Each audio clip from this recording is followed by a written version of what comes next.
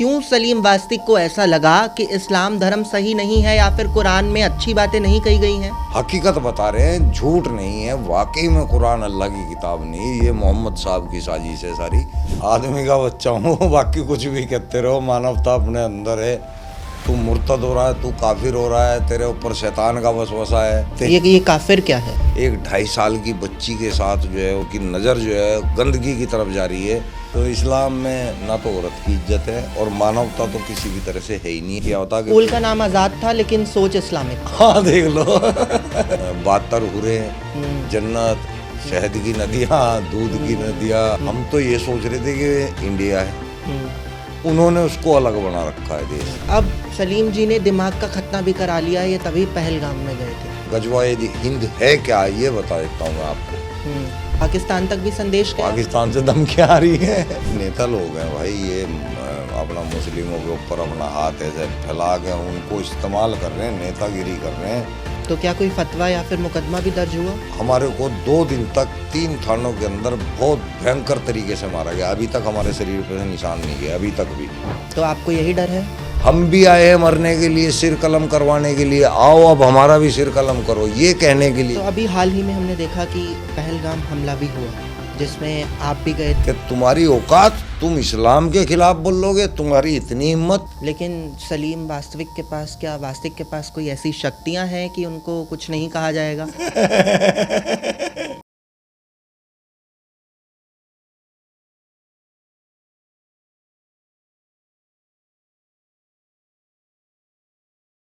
नमस्कार, निशान सरदाना पॉडकास्ट में आपका बहुत स्वागत है। और निशान सरदाना पॉडकास्ट में आज के जो खास मेहमान आपके साथ जुड़ने वाले हैं वो काफ़ी चर्चाओं में हैं, विवाद में हैं। हमारे साथ आज जो मेहमान जुड़े हैं उनको किसी परिचय की ज़रूरत नहीं है। हमारे साथ हैं सलीम वास्तिक जी, जो कि एक्स मुस्लिम है। सर, बहुत स्वागत है आपका। बहुत बहुत शुक्रिया। सलीम जी, आपको सलीम जी कहा जाए, एक्स मुस्लिम सलीम कहा जाए, एथिस्ट कहा जाए, या आपको सनातनी कहा जाए? आदमी का बच्चा हूँ, बाकी कुछ भी कहते रहो, मानवता अपने अंदर है। टैग मैं अपने लिए कोई चाहता ही नहीं हूँ। ना तो मैं एक्स मुस्लिम हूँ, ना मैं एथिस्ट। तो एक प्रक्रिया का नाम है कि भाई जो किसी ईश्वर भगवान ऐसी शक्ति को ना मानता हो। हालांकि हमारे को पता है कि ऐसी कोई शक्ति है, लेकिन वो ऐसी नहीं है जैसी रिलीजन्स के अंदर बताई जाती है। वो ऐसी नहीं है। वो हमारी ऊर्जाएं हैं, वो अंदर ही हमें मिल जाती है। अगर हम काम उसके अनुरूप करते हैं तो वो हमारा साथ देती है, ये रियल है। और सलीम जी, हमने देखा कि आजकल आप काफ़ी चर्चाओं में हैं। वजह ये है कि जो आपने इस्लाम के खिलाफ बगावत एक छेड़ी है और आप पहलगाम में भी गए। इस बारे में आप क्या कहना चाहेंगे? हाँ जी, देखिए बगावत क्या छेड़ी है, मतलब ये एक बहुत ही हिंदुस्तान के ऊपर बहुत बड़ा जुल्म है एक तरह से। ये जो इस्लाम है ये इंडियन नहीं है, ये विदेशी कल्ट है, विदेशी विचारधारा है। और ये सऊदी अरब के लोगों के लिए ही बना था, अरब लोगों के लिए बना था। लेकिन हम लोगों के ऊपर ये थोपा गया है।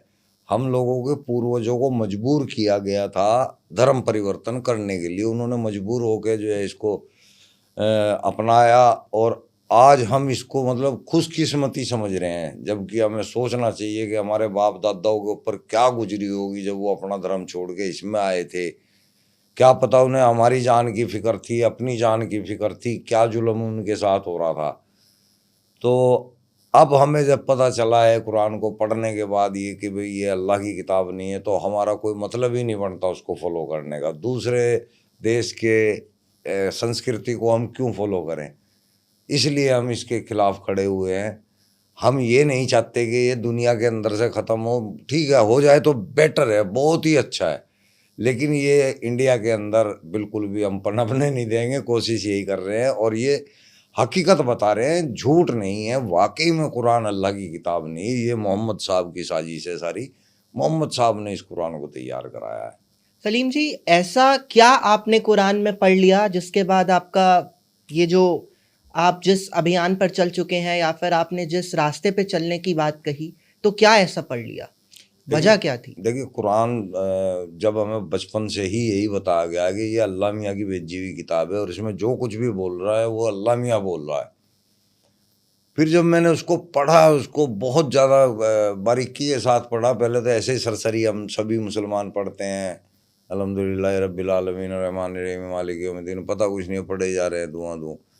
फिर जब इसके तजुर्बे पता चले ना, तर्जुमे पता चले ना, तो ये अलहम्दु तो बिल्कुल अल्लाह मियाँ की तो ये है ही नहीं है। इसमें तो खुद कोई अल्लाह की इबादत की बात कर रहा है कि मैं तेरी इबादत करता हूँ, तुझी से मदद मांगता हूँ, तू ही सबसे बड़ा मालिक है। ये ऐसे ऐसे इसके अंदर हैं। और भी बहुत सी बातें हैं, जैसे तब्बत यदा अभी लाहबी व तब मागना नुहु मालहू वमा कसब, ये एक सूरह है। अबू लहब मोहम्मद साहब के चचा हुआ करते थे, और इन्होंने मोहम्मद साहब के कहने पे ईमान नहीं लाए और उल्टा मोहम्मद साहब को धमका दिया और उसे ये भी कहा कि दोबारा अगर आया तो तेरे हाथ तोड़ दूंगा, हाथ पैर तोड़ दूंगा, मोहम्मद साहब को बोला। तो मोहम्मद साहब ने ये आयत अगले दिन पकड़ा दी लोगों को कि अल्लाह ने ये आयत भेजी है कि तब्बत यदा अबी लहब व तब, टूट जाए अबू लहब के हाथ, माँ अगना नु मालो वो माँ कसब से यसला नारन जाता लाभी, ये पूरी सूरह है। इसके अंदर सारी बद्दुआएं हैं, उसका नाश हो जाए, इसका ये बर्बाद हो जाए, इसका पैसा इसके काम ना आए। अल्लाह मियाँ तो नहीं ऐसी बद्दुआएं दे सकता भाई, अल्लाह मियाँ तो बहुत तगड़ी शक्ति है, वो तो फुस करेगा ख़त्म। तो बद्दुआ कौन दे रहे हैं? ये मोहम्मद साहब की बनाई हुई सूरह है। मोहम्मद साहब ने इस सूरह को बनाया क्योंकि वो अबू लहब से छोटे भी थे, कमज़ोर भी थे, उससे हर तरह से नीचे थे, तो वो दबते थे उससे, इसलिए उन्होंने उसको बद्दुआ दी थी। सलीम जी, आपने पहली बार कुरान कब पढ़ी? पहली बार तो बचपन में ही पढ़ ली थी, स्कूल में जाके 8वीं 9वीं के बाद, ओ सॉरी 8-9 साल के बाद। 8-9 साल के जब आप थे।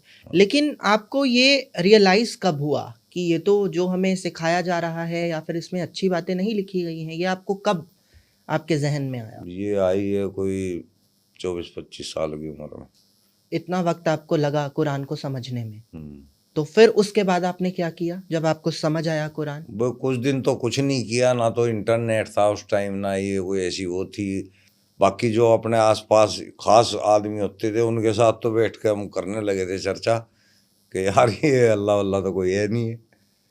फिर वो ऐसे देखते थे कि भाई ये कौन से जीव है, कौन से ग्रह से आया, मेरे को ऐसा देखते थे।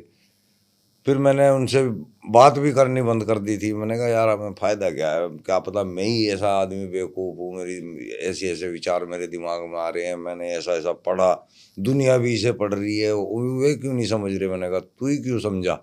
खुद पे शक होने लगा? हाँ, मैं कहा या तो तेरे अंदर ही कोई कमी है भाई। ऐसा चलता रहा। फिर इंटरनेट आ गया, इंटरनेट आ गया, फेसबुक आ गया, फिर सारा कुछ इंटरनेट पे मिलने लगा। अब जिस चीज़ की कमी लगती थी उसको भी सर्च किया। फिर इस बीच अपने खुद के जो जीवन में ज़मीन पे तजुर्बे होते हैं, क्योंकि मैं इससे जुड़ा हुआ था, दीन से जुड़ा हुआ था, मैं मज़ार वगैरह पे बैठता था, तो ये मतलब मैं ज़्यादा नज़दीक था इन चीज़ों के, तो मुझे आसानी हुई पता निकालने में। तो बहुत आसानी से मैंने मतलब पता निकाला, लेकिन टाइम बहुत ज़्यादा लगा, बहुत साल लग गए। अब जाके इसको मैं मुझे थोड़ा सा फेम मिला है लोगों तक अपनी बात पहुंचाने का, नहीं तो अब तक तो जो है लठ बज रहे थे ज़मीन पे ही बस। फेसबुक पे लगा हुआ था, यूट्यूब पे भी स्टार्ट हो गया था, लेकिन कोई ख़ास कामयाब भी नहीं मिल रही थी। अब कामयाब भी मिल रही है, लोगों तक बात जा रही है। सलीम जी, आपने कहा कि आपने एक अच्छी खासी रिसर्च करी, आपने कुरान पढ़ी, आपने इंटरनेट पे देखा, आपने फेसबुक पे देखा, आपने जो इस्लाम के जानकार थे, कुरान के जानकार थे, उनसे बात करी, बहस करी आपने। तो क्या कुछ निकल के सामने आया? क्यों सलीम वास्तिक को ऐसा लगा कि इस्लाम धर्म सही नहीं है या फिर कुरान में अच्छी बातें नहीं कही गई हैं? नहीं, मैंने वही बताया ना कि मुझे लगा था कि हो सकता है भाई मैं ही गलत समझ रहा हूँ, हालांकि मैं गलत नहीं था। इस वजह से मैंने काफ़ी आलिमों के साथ बातचीत की। जितने भी आलिमों के साथ बातचीत की, वहाँ से मैं अंदर ही अंदर हंस के बाहर निकला हूँ, यानी कि उनके पास एक भी सही जवाब नहीं मिला। जितनों से भी मैंने बात की उनको खुद को कुछ भी नहीं पता है। वो बने बैठे हैं आलिम, बड़े बड़े आलिम बने बैठे हैं, जवाब उनके पास किसी बात का नहीं है। या तो वो लड़ने को आते हैं, अगर उनसे सवाल करो गुस्सा होने लगते हैं, तू मुर्तद हो रहा है, तू काफिर हो रहा है, तेरे ऊपर शैतान का वसवसा है। और मैंने कहा दफ़ा हो, फिर हमने पूछना ही बंद कर दिया। अब टीवी वगैरह पे जो है बड़ी पॉडकास्टों के अंदर कहीं डिबेट होती है तो करता हूँ, नहीं तो अब ऐसे मगजमारी बंद कर दी है। लेकिन जो इस्लाम के जानकार हैं वो तो ये बोलते हैं कि इस्लाम बहुत खूबसूरत धर्म है। हाँ, तो हमें भी तो दिखाओ ना वो खूबसूरती। हमने तो इतने चैलेंज दे लिए और सभी बड़े बड़े आलिमों को दे दिए हमने तो। महमूद मदनी, अरशद मदनी और मौलाना साद, निजामुद्दीन वाले खलीफा जो डकैत हैं बने बैठे हैं, ओवैसी, सबको हमने चिट्ठियाँ लिखी हैं। ऐसे नहीं है, बाकायदा काम किया है हमने, सबूत है हमारे पास। हमने मैसेज किए उनको, चिट्ठियाँ भेजी, ईमेल किए, और उनमें से किसी का कोई जवाब नहीं आया। हमने टाइम रखा था 6 मार्च का, यही अभी 6 मई का, तो कोई नहीं आया। 15 मौलानाओं को हमने चिट्ठी लिखी थी। तो इससे पता चलता है ना कि भाई इनको खुद पे ही यकीन नहीं है कि भाई ये कुरान में ऐसा लिखा। हम वो वीडियो तो हमारी भी सुनते हैं ना, तो जब वो वीडियो सुनते हैं उनको पता है कि भाई बोल तो ये कुरान के अंदर से ही रहा है, बोल तो ये हदीस के अंदर से ही रहा है। लेकिन आप क्या बोल रहे थे? हम तो कुरान की कमियां दिखाते हैं ना। क्या कमियां हैं अगर अब आप थोड़ा बताना चाहें? जैसे कि मोहम्मद साहब को दुनिया का सबसे अच्छा इंसान बताया जाता है मुसलमानों के जरिए। जब हमने उसको हदीसों को पढ़ना शुरू किया तो हदीसों के अंदर मोहम्मद साहब का कैरेक्टर कैसा दिखाया जा रहा है। एक 2.5 साल की बच्ची के साथ जो है उनकी नज़र जो है गंदगी की तरफ जा रही है, सेक्स की तरफ जा रही है, यौन शोषण की तरफ जा रही है। 2.5 साल की बच्ची, तो 54-55 साल का आदमी, 58 के थे बल्कि उस टाइम, इतनी उम्र का आदमी इतनी छोटी बच्ची में सेक्स देखेगा तो अच्छा आदमी तो नहीं हो सकता मेरे ख्याल से। तो अगर आपको लगता हो किसी तरह अच्छा है तो मुझे तो नहीं लगता, लेकिन विडंबना ऐसी है कि अगर कोई 58 साल का आदमी 2.5 साल की बच्ची पे नजर रख रहा है और उसको आप साहेब आज भी बोल रहे हैं तो ये सोचने वाली बात है। हाँ, फिर 6 साल की बच्ची, उसके साथ निकाह कर रहे हैं। ये कहाँ के अच्छे इंसान की निशानी है। एक मुअज्जिज ने अजान देने में देर कर दी तो उसको आग लगवा दी उसके शरीर में। एक आदमी ने मोहम्मद साहब को खाली मोहम्मद कह के आवाज़ मार दी, उसकी जीभ कटवा दी। तो आपको यही डर है? आपको लग रहा है कि आपकी जान को खतरा है अगर आप कुछ इस तरीके की बात कहेंगे तो? नहीं, मुझे तो किसी से डर नहीं है, पर ये अगर मेरी जगह कोई और हो तो उसको 100% पेल देंगे ये लोग। लेकिन सलीम वास्तविक के पास कोई ऐसी शक्तियां हैं कि उनको कुछ नहीं कहा जाएगा? या एक धाक आपकी बन चुकी है कि अब लोग आपसे भी डरने लगे तो हैं? मैंने यार, मेरा जीवन इसी चीज का रहा है। मतलब मैंने जो अपना जीवन गुजारा है ना वो दबंगई में गुजारा है। मैं अपने आप को अगर एक दूसरा वाल्मीकि कह दूं तो कोई ज्यादा बुरी बात नहीं है। सेम टू सेम हूँ।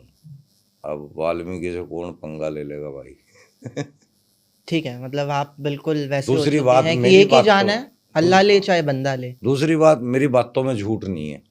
मेरे पास जो बात मैं कहता हूँ उसका रेफरेंस मौजूद है कुरान के और हदीस के अंदर से। इसलिए मेरे ऊपर ऐसी एलिगेशन, मतलब ऐसी कोशिश करना बहुत गलत है। देखिए, आपने ज़बान काटने की बात कही तो इसी से मुझे याद आया कि एक सेंटेंस ये भी है कि सर तन से जुदा, इसका क्या मतलब है? हाँ, ये मोहम्मद साहब की सुन्नत है। मोहम्मद साहब ने जो है बनु कुरैजा के अंदर कोई 850 लोगों का सर जो है कलम करवाया था। तो इसके पीछे की वजह क्या है? इस्लाम को बढ़ावा देना बस। और जबकि इस्लाम के अंदर कहा गया है कि ला इकराह फिद्दीन, ये सूरह बकरा की आयत 256 है।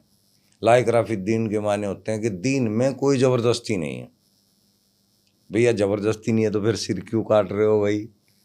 अगर कोई तुम्हारे मजहब को छोड़ के जा रहा है तो तुम उसको क्यों मारना चाह रहे हो, क्यों उससे नफरत कर रहे हो भाई तुम? इसका मतलब ज़बरदस्ती है। तुम जो है अपने छोटे छोटे बच्चों को फेंटियाँ मार मार के नमाज पढ़ने के लिए भेजते हो, ज़बरदस्ती तो है भाई। फिर ये झूठी बात काहे को कि ला इकराह फिद्दीन, दीन में कोई ज़बरदस्ती नहीं, ये तो झूठी बात हो रही है फिर। अब मतलब मैं ये नहीं कह रहा कि मुसलमान गलत कर रहे हैं, इस्लाम ही कह रहा है कि अगर तुम्हारा बच्चा 11 साल का हो जाता है तो उसको फेंटियाँ मार मार के नमाज के लिए भेजो। और फिर कह रहा ला इकराह फिद्दीन, तो डबल मीनिंग होगी ना। लेकिन दीन की दावत तो शायद ये कहती है कि उसमें इस्लाम की खूबसूरती को बताया जाता है। हाँ, वो खूबसूरती बताई जाती है जो कहीं है ही नहीं। कहीं है ही नहीं। हाँ, क्या है वो, मतलब किस तरीके की जैसे बात कि कही जाई मोहम्मद जाती है? साहब इतने अच्छे आदमी थे। सिर्फ एक यही बात कुरान में लिखी है, आप बार बार इसका जिक्र कर रहे यही हैं। और इसके अलावा और कोई बताते भी नहीं, पूछ के देख लो, हजारों लाखों मुस्लिमों से पूछ के देख लो कि मोहम्मद साहब की 5 अच्छाई बताओ, तो वो पहली अच्छाई बुढ़िया वाली बताएंगे और बाकी और सब बकवास से, मतलब कुछ भी ऐसी स्पेशल बात नहीं बताएंगे कि हम ये देख लेंगे भाई मोहम्मद साहब में स्पेशल ये बात थी, बाकी और किसी इंसान में ऐसी कोई खूबी नहीं थी। तो नहीं बता पाते है ही नहीं, तो बताएंगे कहाँ से। वो एक भी जो बुढ़िया वाली बताते हैं वो झुट्टी बना रखी किताबों के अंदर वो कहीं क्या है। है? वो यही कि भाई एक बुढ़िया मोहम्मद साहब जब गुजरते थे गली से तो वो ऊपर से उनके ऊपर कचरा फेंकती थी, बेइज्जती करने के लिए, जलील करने के लिए कचरा फेंकती थी। तो काफी टाइम से चल रहा था सिलसिला। एक दिन मोहम्मद साहब गुजरे तो ऊपर से कचरा नहीं आया। जब कचरा नहीं आया तो मोहम्मद साहब को लगा कि भाई क्या चक्कर है, आज कचरा क्यों नहीं आया मेरे ऊपर। तो कहीं बुढ़िया की तबीयत खराब ना होगी हो, तो वो पता लेने के लिए ऊपर चढ़े। और जब बुढ़िया को देखा तो बुढ़िया पलंग पे लेटी हुई थी बीमार। तो देखने आए कि मैं इसलिए आया था कि भाई आज मेरे ऊपर कचरा नहीं आया, तो देखो कैसी तबीयत है। तो वो उसी वक्त उनके ऊपर ईमान लेके आ गई थी। इतने अच्छे आदमी बताए गए। अब हमने जब ये किस्सा ढूंढने की कोशिश की तो हमने इस्लाम की हर किताब ढूंढ ली, ये किस्सा किसी किताब में नहीं है। एक सवाल मेरा इससे जुड़ा है, आपने बोला कि मोहम्मद ऊपर गए देखने के लिए कि बुढ़िया को क्या हुआ, तो बुढ़िया ने क्या तब भी हिजाब या फिर बुर्का पहना हुआ था? नहीं नहीं, उस टाइम तो जब तो चले भी नहीं थे ना ये हिजाब वगैरह, ये तो बाद में चला था। क्या उसी दिन से इसकी शुरुआत हुई कि नहीं, गंदी नजर से देखा गया? तो ये हिजाब की शुरुआत हुई थी उमर जो थे, हजरत उमर, मोहम्मद साहब के साहबी। साहबी उसको बोलते हैं जो मोहम्मद साहब के खास चमचे थे। वो एक दिन मोहम्मद साहब की बीवी वो एक खेत में हगने जाती थी।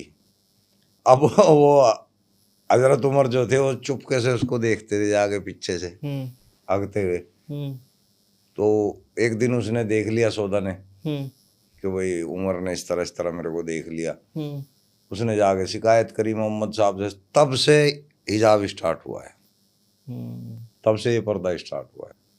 बाकी बुर्का तो वहाँ सऊदी में इसलिए है कि वहाँ रेत वगैरह धूल मिट्टी से स्किन खराब हो जाती है। क्या कुरान में इसका जिक्र नहीं किया गया? महिलाओं की बात कुछ नहीं कही गई?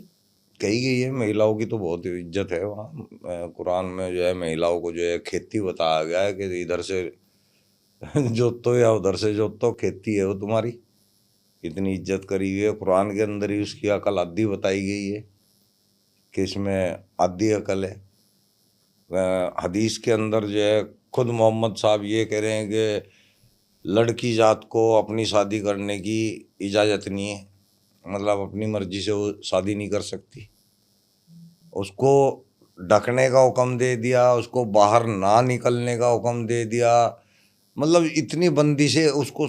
सेक्स के टाइम भी अगर वो प्रेग्नेंट है तो प्रेग्नेंट होने के बावजूद भी अगर आपका सेक्स को दिल कर रहा है तो आप और वो इनकार कर रही है तो आप उसको फेंटी मार सकते हो।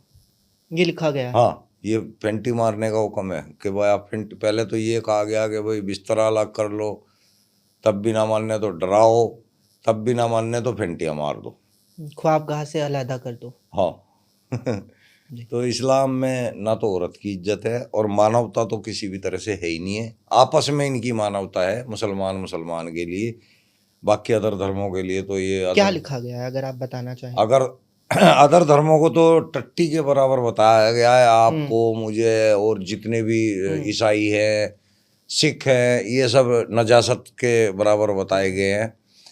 इनसे लड़ने का हुक्म बताया गया है, इनसे नफरत करने का हुक्म बताया गया है, इनसे दोस्ती ना करने का हुक्म बताया गया है। ये सब कुछ कुरान और हदीसों के अंदर है। ये सिर्फ लिखा गया है या इसकी वजह भी बताई गई है? नहीं, वजह तो यही है कि भाई तुम लोग अगर काफिरों से दोस्ती रखोगे तो तुम उनको चेंज ही नहीं कर सकते। ये काफिर क्या है? काफिर जो इस्लाम को नहीं मानता, जो खुदा या उसके रसूल पे यकीन नहीं रखता, वो काफिर होता है। वैसे काफिर की डेफिनेशन अलग अलग कई हैं। काफिर उसको कहते हैं जो कुफर करता है। कुफ्र के अंदर झूठ बोलना भी आ जाता है, चोरी करना भी आ जाता है, कुछ किसी से छुपाना भी आ जाता है, कम तोलना भी आ जाता है, बेईमानी करना भी आ जाता है। लेकिन काफिर की जो सही डेफिनेशन है वो ये है कि जो इस्लाम और अल्लाह से उसके रसूल से इनकार करता है वो काफिर है। तो इसकी बात लिखी गई है हाँ, कि काफिरों के साथ दोस्ती नहीं करनी। बिल्कुल। ठीक है, तो सलीम जी अब आपकी बात कर लेते हैं। आपने पढ़ाई कहाँ से की है? मैं फारिग तो जमुनानगर से हूँ। नहीं, मतलब स्कूलिंग कहाँ से करी? बचपन स्कूल से? शामली। शामली। तो क्या मदरसे में पढ़े आप, या कॉन्वेंट स्कूल नहीं, में वो पढ़े, या सरकारी स्कूल में पढ़े? नहीं नहीं, वो एक्चुअली प्राइवेट स्कूल है, आज़ाद पब्लिक स्कूल। और वो हमारी रिश्तेदारी में से थे कहीं से। तो मेरी माँ ने, हम मच्छी मैं दोनों भाई, बड़ा भाई और मैं, हम दोनों मच्छी मारते फिर रहे थे नालों पे, नहर पे। तो मेरी माँ ने ढूंढ के हमारे को मारना, लठ मारना शुरू किया। तो बड़े भाई पे पिल रहा था बढ़िया, मैं डरा खड़ा था। तो जब मेरी तरफ को मेरी माँ आई, मैं कहने लगा, मगा मैं तो पढ़ूंगा, मैं तो पढ़ने जाऊंगा स्कूल में, मैं नहीं मछली पकड़ने का। तो उस दिन मेरी माँ ने मुझे वहाँ पे स्कूल में डाल दिया था, आज़ाद पब्लिक स्कूल। वो स्कूल ऐसा था कि उसके टीचर ने वहाँ पे कुरान कंपलसरी किया हुआ था। ज़्यादातर मैक्सिमम मुसलमान ही बच्चे आते हैं उसमें। अच्छा।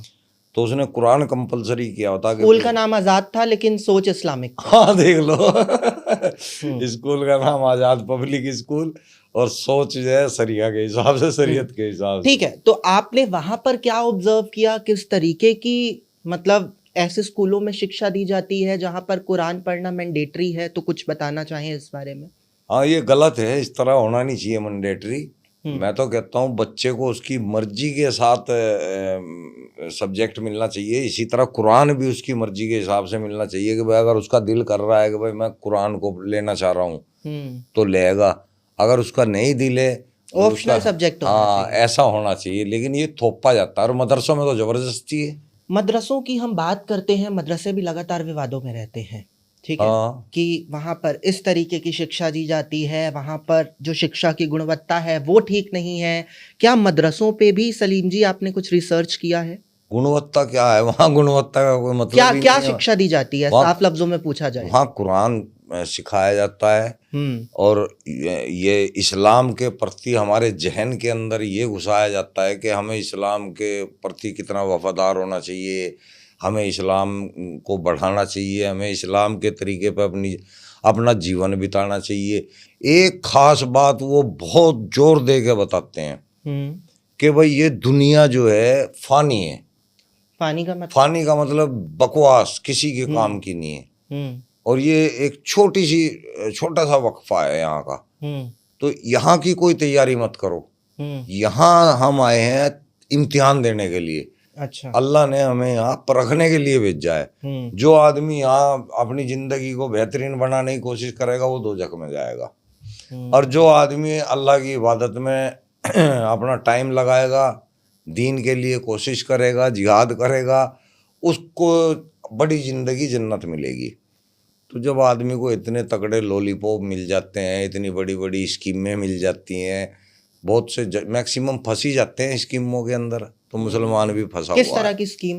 ये बातर हुरे, जन्नत, शहद की नदियाँ, दूध की नदियाँ। अरे पागलो, शहद जो है मधुमक्खियाँ देती है, नदियों में नहीं आता है। दूध जो है स्तनधारी जीव देते हैं, नदियों में नहीं आता है ना। शराब जो है भट्टी से बनाई जाती है, उसकी नहरें नहीं बनती। तो ये ऐसे ऐसे जो है लॉलीपॉप चुसा रखे हैं मुसलमानों नहीं, को। लेकिन शराब तो इस्लाम में हराम मानी जाती है, तो क्या शराब की नदियां भी जन्नत में बहेंगी? हाँ, वो बताते हैं कि शराब तहुरा है, और वो ऐसी शराब नहीं है, यानी कि नशे वाली शराब नहीं है। तो फिर वो शराब कहाँ की, जब वो शराब नशा ही नहीं है उसके अंदर, तो उस शराब का क्या मायने है फिर? वैसे शराब का जो अरेबिक वर्ड है ये, इसके मायने होता है पीने वाली चीज। तो उसमें अगर आप जैसे शरबत, शराब, अगर आप शरबत भी पी रहे हो ना तो उसको भी शराब कहा जाता है। अगर आप कोई और चीज ड्रिंक कर रहे हो वो भी शराब कहलाई जाती है। पीने वाली चीज को शराब कहा जाता है, ड्रिंक को। तो आप जिस स्कूल में पढ़े, आपने बताया वहां पर कुरान मैंडेटरी था पढ़ा, तो वहां पर आपको जो वहां पर पढ़ाने आते थे शिक्षक, उन्होंने क्या सिखाया? क्या कुछ कभी ऐसा लगा जो संविधान के खिलाफ था, या फिर आपको लगा कि नहीं, ये इंसानियत नहीं है जो सिखाया जा रहा है? देखिए, ये जो सिखाया गया ये वाकई में किसी को इजाजत नहीं है इस तरह से सिखाने की, जिस तरह से हमें भी सिखाया गया। नहीं, क्या सिखाया अगर गया, वो मैं वो जानना स्कूल चल चाहता रहा हूँ। है, हाँ। अगर वो स्कूल है, तो स्कूल के अंदर मैंने कहीं पे भी ये सब्जेक्ट नहीं देखा कुरान का। किसी भी स्कूल के अंदर कुरान का सब्जेक्ट नहीं है। उर्दू का तो सब्जेक्ट मिल जाएगा, उर्दू सीखने का, लिखने का, बोलने का, लेकिन कुरान का सब्जेक्ट इंडिया के तो किसी स्कूल में है नहीं है। तो वहां पे ये सब्जेक्ट कैसे था, ये गलत है। लेकिन ये तो बड़ी बात है, लेकिन मैं आपसे ये पूछना चाह रहा हूँ कि कुरान तो मैंडेटरी था, हाँ, लेकिन उसके अंदर जो बातें सिखाई गई वो क्या सिखाई जाती? हाँ, वो यही थी कि भाई हमें दीन के लिए जो है जिहाद करनी चाहिए। हम जो है अल्लाह ने हमें, ये हमारा खुश नसीब भी है कि हम जो है इस्लाम के अंदर पैदा हुए, हम एक मुसलमान के घर में पैदा हुए। अब हमारा फ़र्ज ये बनता है कि भाई हम इस्लाम को काबिज करने में, मतलब उसकी जंग में शामिल हों, है ना, इस्लाम के दुश्मनों के खिलाफ हों। इस्लाम के दुश्मन कौन है? 80% लोग हिंदू, तो ये जिस 20% तरीके से ही है। हर सब्जेक्ट में प्रैक्टिकल पेपर होता है, तो इसका कुछ प्रैक्टिकल पेपर होता था? आपने नहीं, प्रैक्टिकली इसका तो करके नहीं देखा? होता, इसका तो नहीं होता कोई प्रैक्टिकल पेपर इन बातों का। ये तो जहन में ऐसे ही अल्लाह की तरफ से घुसाई जाती है। हमारे अंदर मोहम्मद साहब का इतना आदर घुसा दिया जाता है, इतना डर डाल दिया जाता है हमारे अंदर कि हम लोग मोहम्मद साहब के बारे में कुछ गलत सोच भी नहीं सकते। अगर गलती से किसी के मन में कुछ आ भी जाता है ना, तो वो ऐसे झटकना पड़ेगा उसको। ठीक है इतना खतरनाक। सलीम जी, आपने पढ़ाई वहां से करी, उसके बाद जब इंसान बड़ा होता है, अपनी जीवन में आगे बढ़ता है, तो आपने काम क्या करना शुरू किया? आपने नौकरी करी, बिजनेस करी, क्या किया आपने? नहीं, वैसे मैं फाइनेंस कंपनी में जुड़ा था मैं स्टार्टिंग में। वहाँ से फिर मैं यहाँ दिल्ली जाकर क्रिश्चियन कॉलेज में भी सर्विस लगी थी मेरी, लेकिन मैं नहीं कर पाया उस टाइम। लोंडे से होते थे तो आदत नहीं थी। फिर शादी होगी, शादी होने के बाद जो है बाहर काम के लिए जाना पड़ गया।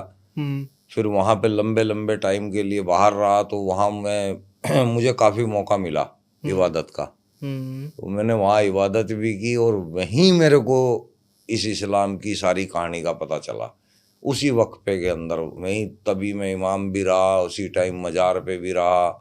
इसके बारे में कुछ बताना चाहें कि इस सफ़र की शुरुआत कैसे हुई? क्योंकि आपने कहा कि आप इमाम भी रहे, आप मज़ार पर भी रहे, तो काम कैसे? के तौर पे हुई थी शुरुआत, बिजनेस के तौर पे कहाँ पे शुरुआत। किया आपने ये? ज़्यादातर मैक्सिमम अम्बाला के इलाके में, जो हरियाणा का इलाका है, उस साइड तो में। वहाँ पर आपका रोल क्या होता था, क्या करते थे आप? मैं हेड था वहाँ पे, खादिम था।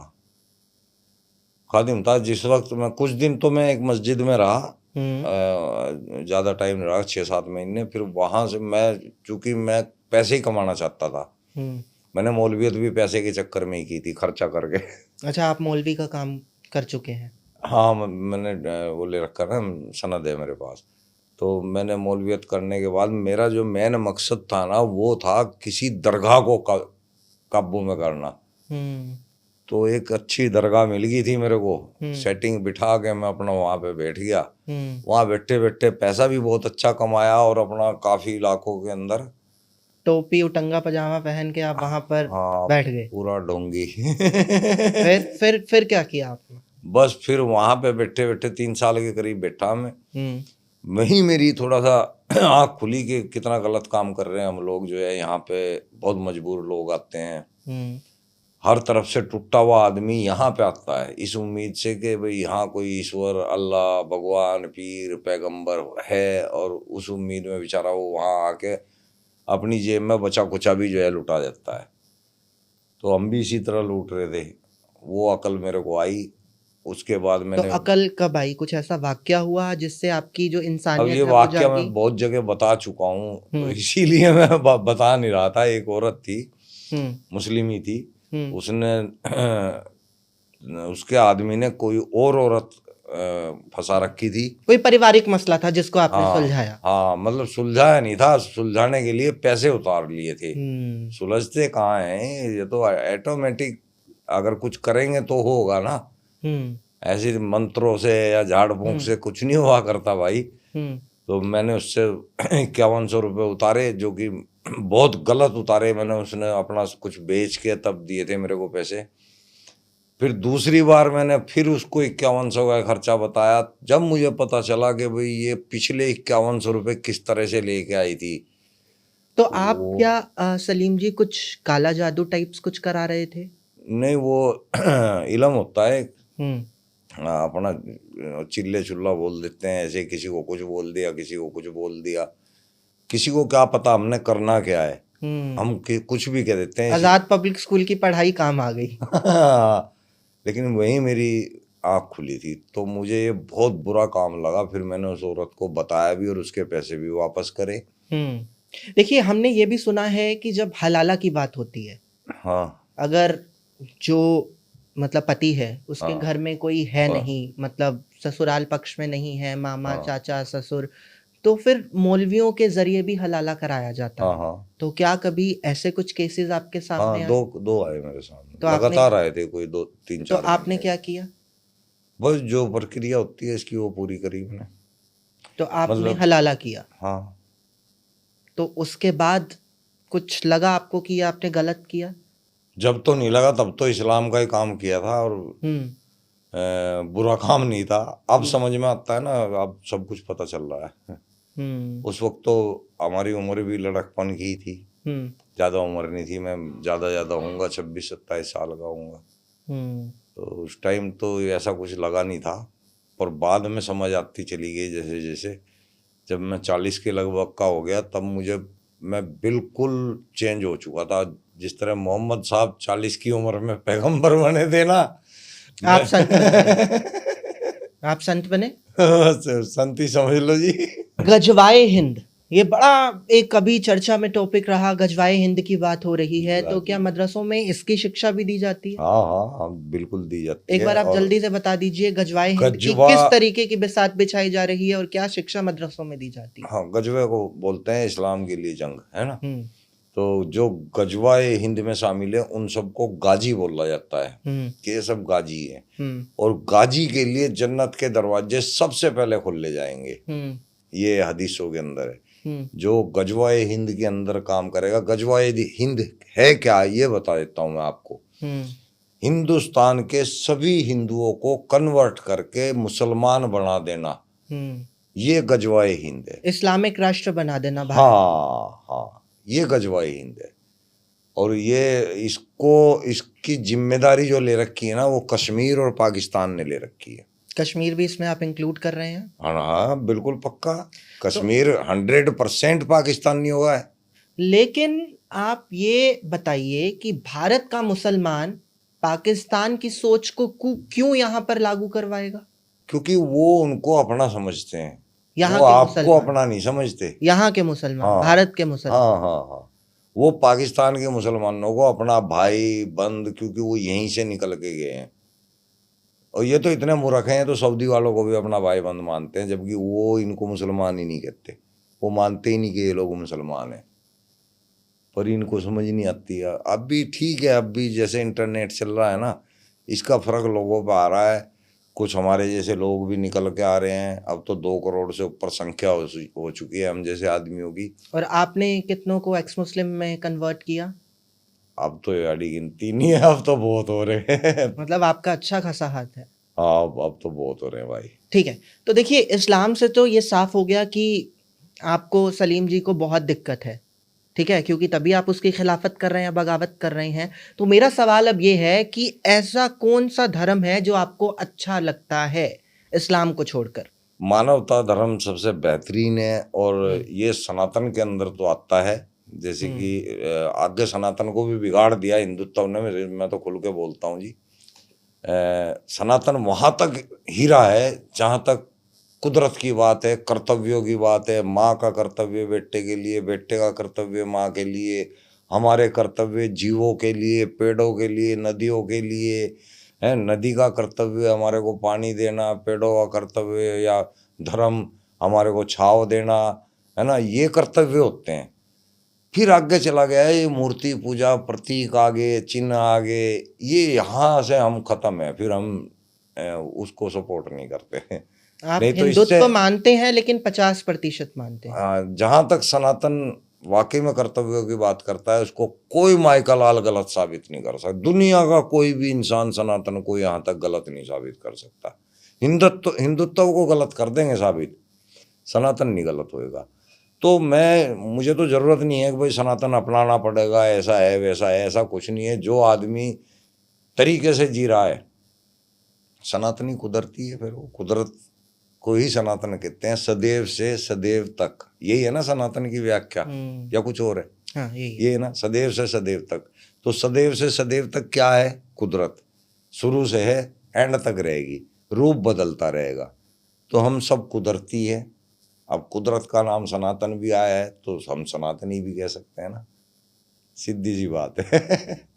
तो कभी ऐसा हुआ कि कहीं पर आप किसी बड़े मंच पर गए हों, जहाँ पर कई नेता आए हों या फिर कहीं धार्मिक गुरु आए हों, धर्म गुरु आए हों, और उन्होंने बोला हो कि सलीम जी, अब आपका मन तो इस्लाम से खट्टा हो गया है, तो अब आ जाइए हिंदू धर्म अपना लीजिए? हाँ, मुझे बहुत लोगों ने कहा है। तो इस पर आपका टेक क्या था? नहीं, मुझे ज़रूरत ही नहीं है किसी ऐसे धर्म की, मुझे बिल्कुल भी ज़रूरत नहीं है। और अगर मान लो मुझे वो धर्म अच्छा भी लग रहा है तो मुझे उसको अपनाने की प्रक्रिया करने की क्या ज़रूरत है? अपना आप ही जो, अगर मैं उसके मुताबिक ज़िंदगी जी रहा हूँ, मानवता के काम कर रहा हूँ, लोगों को नुकसान नहीं पहुँचा रहा, लोगों के दुखों में दुखी हूँ, तो बस मैं ठीक है, फिर अपनाने की क्या ज़रूरत है भाई? नहीं, लेकिन सलीम जी, जनता को कैसे संदेश जाएगा? देश की जनता कैसे जान पाएगी? या फिर जो मुसलमान लोग हैं, आपने बोला कि अभी 2 करोड़ की संख्या हो गई है जो एक्स मुस्लिम बन गए हैं, तो उनको कैसे संदेश पहुंचेगा? उनको तो यही लगेगा कि आप लाइमलाइट के लिए ये सब कर रहे हैं। देखो, उनको कुछ भी लगता रहे, आज़ाद देश में है वो, उनकी अपनी आज़ादी है, वो मेरे बारे में क्या सोचते हैं क्या नहीं सोचते हैं। मैं बिल्कुल कोरा हूँ, ना तो मेरे ऊपर कोई मोहर लगा सकता कि ये हमारा है ना। मैं मानवता की बात, कोई भी धर्म कर रहा है, कोई भी धर्म हो, उसकी साथ। ठीक है, हम ये बात भी कर रहे थे, आपने ये चीज़ कही कि जो भारत का मुसलमान है, कहीं ना कहीं उसको पाकिस्तान से ज़्यादा प्रेम है। जैसे हम ओवैसी की बात करते हैं, ओवैसी ने तो ये साफ कर दिया जिस तरीके से पहलगाम में जो हमला हुआ, कि आप भारत के मुसलमान को पाकिस्तान के मुसलमान के साथ कंपेयर मत करो। हम पहले भी भारत माता की जय बोलते थे और आज भी हमको भारत माता की जय बोलने से गुरेज नहीं है। तो ओवैसी पर आपकी क्या जो है प्रतिक्रिया है? नेता लोग हैं भाई, ये अपना मुस्लिमों के ऊपर अपना हाथ ऐसे फैला के उनको इस्तेमाल कर रहे हैं, नेतागिरी कर रहे हैं। है कुछ नहीं तो इसको आना चाहिए था ना। अगर इस्लाम का इतना खरी खां है, हम लोग इस्लाम के खिलाफ बोलते हैं, हम लोग इस्लाम को बदनाम, उनका सोचना है ये, हम लोग इस्लाम को बदनाम कर रहे हैं, हम लोग मुसलमान को बदनाम कर रहे हैं, तो हमने मौका दिया था ना आज भाई बात करके, हमारे को सही साबित करके दिखाओ, हमारे को गलत साबित करके दिखाओ। हमने मौका दिया था, आना चाहिए था, तब हम मानते इस्लाम के खरी खां। ठीक है, तो अभी हाल ही में हमने देखा कि पहलगाम हमला भी हुआ, जिसमें आप भी गए थे और आपके कुछ जो साथी हैं वो लोग भी गए थे। उसके बाद काफ़ी आप चर्चा में आए। तो सबसे पहले तो मैं ये जानना चाहूँगा कि वहाँ हुआ क्या था, पूरा वाकया क्या है? हमारे साथ? हाँ। यार, हमारे साथ बड़ी बर्बरता हुई है वहाँ पे, लेकिन वो हमारे काम आ गई। हम तो चाह रहे हैं एक आधा शॉट और लगा तो कोई दिक्कत नहीं, पर हमें फ़ायदा ऐसा ही होना चाहिए। एक्चुअली वहाँ 22 तारीख को जो वो हत्याकांड हुआ था ना वहाँ पे, हम उसके लिए गए थे, हम उसकी निंदा करने गए थे। मैंने कहा डायरेक्ट वहीं चलते हैं और वहीं जाके इसके बारे में करेंगे, और वहाँ न्यूज़ चैनलों से भी बात करेंगे और उनको बताएंगे कि ये सब इस्लाम के स्क्रिप्चर के अनुसार हुआ है, सूरह तौबा की आयत नंबर 5 के हिसाब से। हम वहाँ गए, हमने यही किया। अब वहाँ हमारी जो है कोई पता नहीं 8-10 चैनल थे, कितने चैनल आए होंगे मुझे याद नहीं, इतने चैनल्स पे हमारी वहाँ बातचीत हुई। वो बातचीत हुई और वो अपलोड हो गई। उसको अपलोड होने के बाद वो सारे में कश्मीर में घूम रही है। अब कश्मीर की जो पुलिस है ना, उसको खुंदा खाई हमारे ऊपर कि भाई ये हमारे देश में आए हैं और हमारे देश में आके ये इस्लाम के खिलाफ बोल रहे हैं। देश तो एक ही है। वो तो उसको अलग मान रहे हैं ना देश। हम तो ये सोच रहे थे कि इंडिया है, उन्होंने उसको अलग बना रखा है देश। अब हम जो है अगले दिन की हमने हमारी टिकट हो रखी थी, फ्लाइट की बुकिंग 2 बजे की, पता नहीं 11 बजे की सुबह, और रात को 12 बजे उन्होंने 12:30 बजे हमारे को हाउस बोट के अंदर रुके हुए थे हम, डल झील में, श्रीनगर। वहां से उन लोगों ने 15-20 आदमियों की टुकड़ी आई उनकी, मोटर बोट्स में सवार होके आए थे, कई मोटर बोट्स थी और बड़ी बड़ी स्टेन गने राइफल ऐसी थी, कौन कौन सी थी, वो साथ में ले रहे। अब आते उन्होंने कहा, खड़े हो जाओ फटाफट। हम खड़े हुए, मैंने कहा हाँ बोलो, कह लगा चलो चलो चलो। अब हम वहाँ से चले, कपड़े लत्ते ले गए, बाकी उन्होंने सामान अपना आप अपने उसमें ले लिया, फोन्स वगैरह, लैपटॉप, कैमरा, माइक सब ले लिए। अब हमें एक रात वहाँ लेके गए और ले जाने के बाद में हमसे बोल रहे कि तुम यहाँ इस्लाम के खिलाफ बोल रहे हो, तुम यहाँ इस्लाम के खिलाफ आग लगा रहे हो, हम जो है इस्लाम को बढ़ावा देने वाले कौम है, तुम हमारे सामने इस्लाम की बुराई करोगे। तो क्या कोई फतवा या फिर मुकदमा भी दर्ज हुआ? मुकदमा नहीं, मार रहे थे वो तो, हमारे को मारने की तैयारी की हुई थी, मुकदमे से नहीं। वो तो बिल्कुल हमारे को ISI का एजेंट घोषित कर दिया था उन्होंने। और हमारे को 2 दिन तक 3 थानों के अंदर बहुत भयंकर तरीके से मारा गया। अभी तक हमारे शरीर पे से निशान नहीं गए, अभी तक भी 20-25 दिन तो हो ही गए होंगे, महीना हो गया होगा, लेकिन अभी भी निशान हमारे शरीर पे है।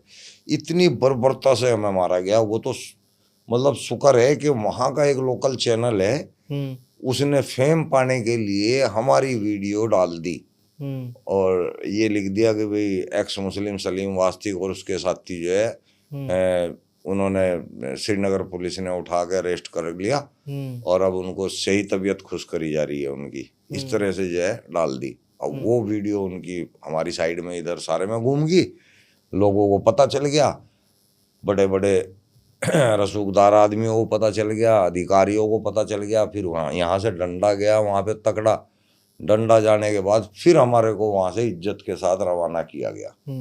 देखिए, इसी बात पर एक शख्स हैं जिनका नाम है मुफ्ती अब्दुल्ला मिन्हास। उन्होंने कहा है कि आजकल मार्केट में 3 बंदर घूम रहे हैं, जिनमें से एक आपका नाम वो बोल रहे हैं कि ये वहां पर अफसोस करने नहीं गए थे। उन्होंने ये कोट अनकोट कर रहा हूं मैं, उन्होंने बोला कि ये बंदर वहां पर माहौल खराब करने गया था, दंगा भड़काने गया था। इस पर आप क्या कहना चाहेंगे? बताओ, हमने क्या दंगा भड़काया, कौन सी हमने गलत बात करी वहाँ पे? हमने तो कुछ भी नहीं। हम तो जब हमने पहले दिन हम अपना वहाँ गए, जिस जगह पे ये घटना हुई थी वहाँ हमें पुलिस ने एंटर नहीं करने दिया। उसके बाद हम वापस आ गए। वापस आके हमने सोचा यार चलो अब जितना होना था हो लिया, अब थोड़ा सा जब आए हैं तो एंजॉय कर लेते हैं। हम अपना घूमने चले गए। घूम के जब हम वापस आए रात को तो उन्होंने हमारे को उठा लिया। अब बताओ हमने कौन सा वहाँ पे क्या करा?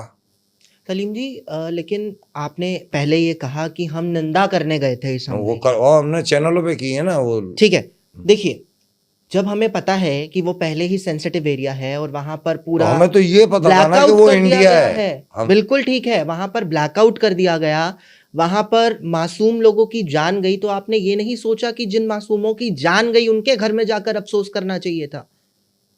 नहीं, ये तो बात ठीक है कि हमें उनके घर, अब 22 आदमियों के घर हम अलग अलग कैसे जाते हैं? हम तो कश्मीरियों को और उन आतंकवादियों को कहने गए थे कि भाई अब तुमने उनको 22 को मारा है ना, अब हम भी आए हैं मरने के लिए। हमने ये वीडियो बनाई है। आपका एक लाल चौक से वीडियो भी हाँ, वायरल यही हुआ। तो बनाई थी हमने कि भाई जिहादियों, हम भी आए हैं मरने के लिए, सिर कलम करवाने के लिए, आओ अब हमारा भी सिर कलम करो, ये कहने के लिए गए थे हम। लेकिन तो आपका जिहादी सिर कलम तो आए कैसे नहीं होगा, क्योंकि आप तो कलमा पढ़ना जानते तो हैं। वो तो जिहादी तो आए नहीं है।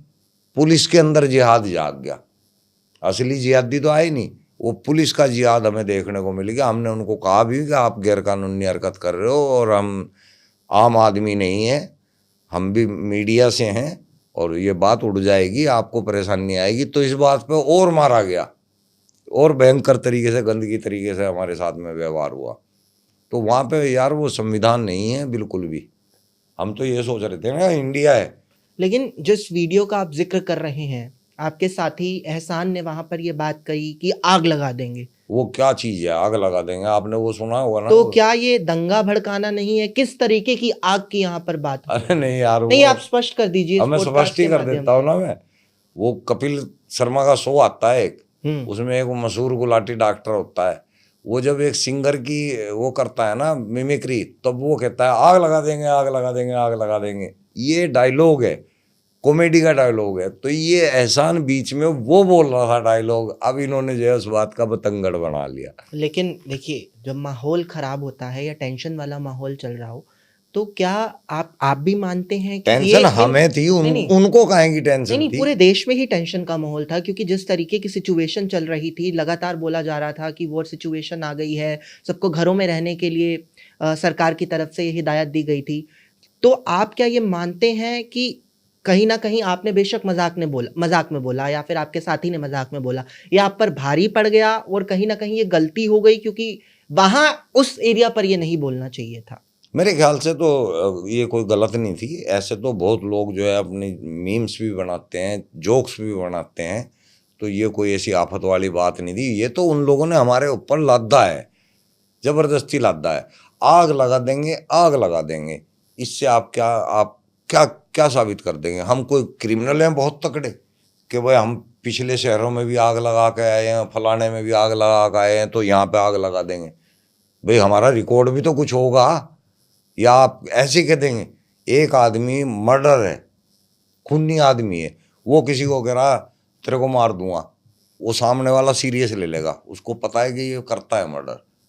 एक आदमी घर में कह रहा है मार दूंगा तेरे, तो वो डरेगा, वो समझ जाएगा कि ये मार देगा मेरे नहीं, को। हो सकता है कि वहाँ की पुलिस को भी ये लगा हो, क्योंकि आप न्यूज़ चैनल्स पर जाते हैं, आप तो यूट्यूब हम पर आग रहते थोड़ा हैं, लगाते हैं आप यार। यूट्यूब पर भी रहते हैं, तो उनको ये कहीं ना लगा हो कि अभी यहाँ पर आकर कुछ उल्टा शुल्टा ना बोल दे, जिससे कि माहौल और खराब ना हो। और नहीं, पिछवाड़े में बत्ती पहले से वो खुद बोल रहे थे, हम तो तुम्हारे को ढूंढ रहे थे, हम तो तुम्हारी वेट कर रहे थे। उनके पिछवाड़े में बत्ती लगी हुई थी कि उनको ये ये इस्लाम दिक्कत के थी। खिलाफ बोलते हैं। अब समझा मैं जी। उनके अंदर जिहाद, उन्होंने मारा हमारे को ये कह के कि तुम्हारी औकात, तुम इस्लाम के खिलाफ बोलोगे, तुम्हारी इतनी हिम्मत, तुम हमारे देश में आ गए। मैं कहा भाई देश हमारा भी तो है ये, मगर देश हमारा है ये। तब वो एक बार चुप हो गए थे, लेकिन फिर मारा उन्होंने। कई बंदों ने ये बात कही हमारे को। मैंने कहा साला देश इनका कहाँ से, ये अलग से देश बनाए बैठे भाई। हम तो इसे यहाँ पे संविधान की हुकूमत समझ के आए थे, भाई संविधान के अंदर है। और चलो हमसे अगर मान लेते हैं हमने कोई कानून हमसे टूटा भी था, उठा के धारा लगा के बंद करते हमारे को। तुम अमानवीय तरीके से मारपीट कैसे कर सकते हो? 3rd डिग्री टॉर्चर कैसे कर सकते हो? लेकिन जिसकी मैं अभी बात कर रहा था, मुफ्ती अब्दुल्ला मिन्हाज, उनका मैंने एक वीडियो देखा। मैंने भी देखा है। हाँ। सो कुछ लोग उनके जैसे ये भी बोल रहे हैं कि अब सलीम जी ने दिमाग का खतना भी करा लिया है, ये तभी पहलगाम में गए थे, वरना वहां जाने का कोई मतलब नहीं था। क्यों नहीं था भाई? मतलब जिसको दर्द होगा वो तो जाएगा भाई। हमें तो लगा था कि हमारे 22 आदमी, और उन 22 के पीछे कम से भी कम कितने परिवार रोए होंगे। हमने देखा ये हमारे इस्लाम के जिहाद की वजह से ऐसा हुआ है। तो हम इस जुनून में गए थे कि इन जिहादियों से हम भी टक्कर लेंगे, और वो हमारा काम आया। हमें बिल्कुल भी गिला नहीं है। लेकिन सलीम जी, ये खतरनाक भी हो सकता था, क्योंकि देखिए आप एक आम इंसान हैं, आप रक्षा मंत्री नहीं हैं, आप प्रधानमंत्री नहीं हैं, आप आर्मी चीफ नहीं हैं कि आपके साथ सिक्योरिटी चल रही होगी, तो जान का खतरा नहीं आपको लगा? नहीं था, खतरा तो था, मौत भी दिख रही थी सामने, लेकिन हमें इतना भी पता था कि एक बार अगर हमारी खबर बाहर तक चली गई तो ये लोग टच नहीं कर पाएंगे। फिर वही हुआ, जिस टाइम खबर आ गई यहाँ पे, वहाँ डंडा पहुंच गया था। आपने ये भी बोला कि हम इस हादसे से बहुत खुश हैं, ऐसा अगर एक आध शॉट और मिल जाए तो हमारा काम बन जाए। बढ़िया। वो कौन सा काम बना? काम हम ये जो इस्लाम की हम जानकारी दे रहे हैं, पहले छोटे लेवल पे जा रही थी, आगे अब बड़े लेवल पे जा रही है। श्रीनगर से मुझे जब से हम आए हैं कम से भी कम है 6 से 7 लोग इतने क्लियर हमारे को फ़ोन करके बोल रहा है उन्होंने कि सलीम भाई हम आपकी बातें सुन के इस्लाम छोड़ चुके हैं, लेकिन अब हम यहाँ फंसे हुए हैं। तो पाकिस्तान तक भी ये संदेश गया आपका? है पाकिस्तान तक भी संदेश गया? पाकिस्तान से धमकियां आ रही है। किसने धमकी दी? फतवा जारी हुआ आपके हाँ, खिलाफ? वो उससे भी तो आई है ना, वो कौन सा अलकायदा है क्या है, उससे भी तो आई है धमकी। वो मैंने अपने चैनल पे डाली हुई है वीडियो। उन्होंने मेरे को धमकी दी थी, कह रहा हम लास्ट मौका दे रहे हैं तुम्हारे को, अगर तुम अपना ये बंद कर देते हो तो ठीक है, नहीं तो तुम्हारी बहुत खतरनाक तरीके से मौत होगी। 15 कुल्हाड़ियाँ तुम्हारी गर्दन पे आके मारेंगे। मैं कहा तू जब आएगा जब देखेंगे, पहले तो तू मुझे अपना काम करने दे। सलीम जी तक पहुंचना होगा तो पहले बॉर्डर को पार करना होगा, और वो आगे तो पॉसिबल है नहीं। योगी जी की सरकार है जिस जगह बैठा हूं मैं। अभी आपने कहा कि हाँ, इस्लाम से तो आप लगातार बोल रहे हैं कि इस्लाम का हम पैगाम देना चाहते हैं कि हमको इस्लाम पसंद नहीं है। तो क्या आने वाले टाइम में आप क्या हिंदू धर्म को अपनाएंगे? नहीं भाई, मैं किसी को, मुझे जरूरत ही नहीं है कोई धर्म अपनाने की। मैं बढ़िया जी रहा हूँ, और मैं तो आज धर्म की किसी को जरूरत है नहीं। अगर इसको आप धर्म कह रहे हैं जो हमारे कर्तव्य हैं, तो ठीक है, उसकी जरूरत है। नहीं तो क्या अभी मुसलमान पूरे तरीके से बाहर निकला नहीं है? नहीं, मैं मुसलमान ही हूँ, लेकिन मैंने इस्लाम को छोड़ दिया। मुसलमान है हाँ। लेकिन आपने कुरीतियों को कम्युनिटी के छोड़ साथ, दिया है। कुरीतियों को छोड़ दिया है, इस स्क्रिप्चर को छोड़ दिया पूरे, लेकिन कम्युनिटी के साथ हूँ। यानी कि अपने भाइयों के साथ, बहनों के साथ, बच्चों के साथ, इनके साथ पूरा हूँ। चलिए, दिल्ली से लेके उत्तर प्रदेश से लेके कश्मीर, जम्मू, श्रीनगर और अब तो पाकिस्तान में भी आप फेमस हो गए हैं। तो कश्मीरियों ने कराया मेरे को फेमस। तो फ्यूचर का क्या प्लान है? बस यही है, इसी को करते करते मर जाएंगे, अपने सामने देखते बॉलीवुड में रहेंगे। जाएंगे या फिर अभिनेता बनेंगे या राजनेता बनेंगे? नहीं यार, बाकी बॉलीवुड की तो मैंने बहुत टाइम पहले सोचा तो था, पर अब तो जवानी खत्म हो गई, वो तो कब सोचा था। चलिए, सीरियस नोट पे पूछ रहा हूँ आपसे कि क्या कोई चुनाव लड़ने का मन है? क्या ये सब चीज उसी की वजह से हो रही है कि नहीं। अब सलीम वास्तिक को चुनाव लड़ना है, राजनीति में आना है? नहीं नहीं, मैंने कहीं नहीं आना है यार। मैं तो इतने ऊंचे सोचे भी नहीं है मैंने कि भाई मैं यहाँ तक आ जाऊंगा, दिमाग में भी नहीं है इन चीजों नहीं, की। लेकिन शायद पार्टी ने सोचा हो किसी, अगर पार्टी से अगर मौका कुछ मिलता करने का मौका मिल गया मानवता के लिए, है तो कर लेंगे भाई। अगर मानवता के लिए हमें मौका मिलता है कुछ करने का, तो करेंगे, चाहे वो किसी भी तरीके से हो। बाकी राजनीति मुझे अच्छी नहीं लगती। तो इसका रीजन क्या है, अच्छी क्यों नहीं लगती? क्योंकि मैंने राजनेता देखे हैं जितने भी बाहर अच्छी अच्छी बातें करते हैं, अंदर जाके सब अलग हो जाते हैं। तो राजनीति में आने का पूरा पूरा प्लान आपने बना लिया है कि अगर कोई पार्टी आप करवा दोगे मेरा काम, मुझे लग रहा है। मैं तो आ नहीं रहा, आप करवा दोगे। पर नहीं, आपने बोला ना कि अगर पार्टी मौका देती है तो अगर आपको गुरेज नहीं होगा। अगर मुझे कुछ मानवता के लिए करने का मौका मिलता है और उस बहाने से मुझे पार्टी मिलती है, तो मैं कर लूंगा। तो फिर किस तरीके से जो आप अपनी बात आज रख रहे हैं, जब आपको एक बड़ा मंच दिया जाएगा तब किस तरीके से बात रखेंगे? फिर और बढ़िया मजबूती से बात होएगी भाई, और तरीके से बात होएगी। ठीक है। तो सलीम जी, एक क्या संदेश इस पॉडकास्ट के माध्यम से आप जनता को देना चाहते हैं? जनता को मैं यही कहना चाहता हूँ कि भाई इस नफरतबाजी के चक्कर में ना पड़े तो ज़्यादा बेटर है। हम सब इंसान हैं, और ऐसा कोई ईश्वर नहीं है जो हमें बना बना के भेज रहा है, डाउनलोड कर करके फेंक रहा है और फिर बाद में मार रहा है। इस टाइप का कोई नहीं है जो आपसे हिसाब किताब लेगा ऊपर आने के बाद। ऐसा कोई नहीं है। अगर ऐसा है तो ईश्वर ऐसा होगा जो आपके कर्मों को देखेगा कि आपने दुनिया में अच्छे कर्म किए कि बुरे कर्म किए। तो बस अपने कर्मों पे रहो, अपनी जात से किसी को नुकसान ना पहुंचाओ। कोई दुखी दिख जाए उसको सहारा दे दो, बस इतना काफ़ी है। चलिए, बहुत शुक्रिया सलीम जी, आपने टाइम निकाला और आप इस बहुत बहुत पॉडकास्ट में शुक्रिया। आए। बहुत शुक्रिया।